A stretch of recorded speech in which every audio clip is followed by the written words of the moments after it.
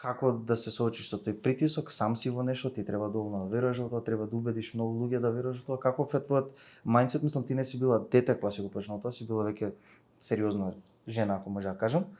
Но имаш ли поддршка, како беше тоа носењето со целиот тој притисок, стварање на екзистенција преку личен сопствен бренд?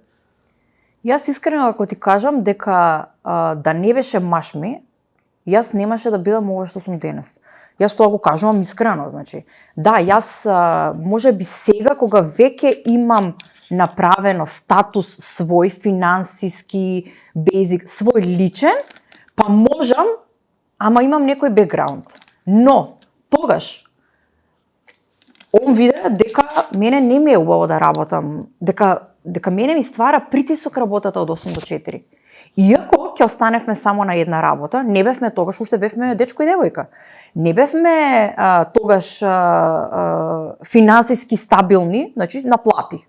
И он на мене ми кажа, окей, дај отказ. Ке живееме колку имаме. И тебе некој тоа да ти го каже, ти си викаш, па, јас можам да направам. Кога те бодри да дадеш отказ и да останеш на нула, со нула месечни приходи месечно, и си викаш, можам, и мене воделка ни животот ми е дека треба да се бориш и колку повеќе даваш, толку повеќе Господ гледа и ти враќа. И тука се случи тоа што се случи, окей, у најголемата криза, јас така можам да кажам, у најголемата криза јас дадов отказ. И ја останав дома и ние буквално стартувавме од нула. Од минус, не од нула, од минус. Еве, јас слободно можам да кажам. Родителите мои, значи јас не сум дете на директори, на некои кои што имале, не знам, финанси, мене кога ме пратија на студии во Белград, мајка ми кажува дека пошто тогаш работела она во нова трговија во Штип, па станале под стечај, па милион други работи тука се случиле, ме праќаат на студии во Белград, плаќаат мое студирање затоа што знаат колку тоа многу го сакам. Во Македонија нема студии за моден дизајн, мораше некаде на страна да ме пратат. И мајка ми на мене ми кажува до ден денес имало ситуации кога ние дома не сме имале што да јадеме. Али ти мора да студираш, ти си сакаш, знаеме колку го сакаш тоа уште од дете.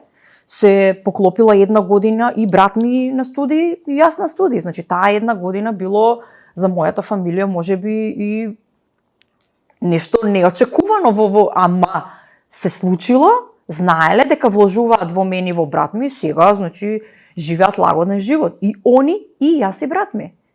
Мора да се вложува. Секој во животот има успони и падови. Секој во животот некогаш се нашол многу доле и многу горе. Но треба да знаеме да направиме баланс.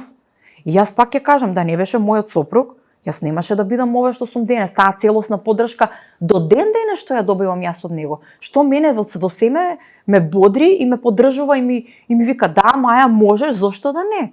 И јас се ставам на вага, ама чекај ова, вака ако биде, така ако биде.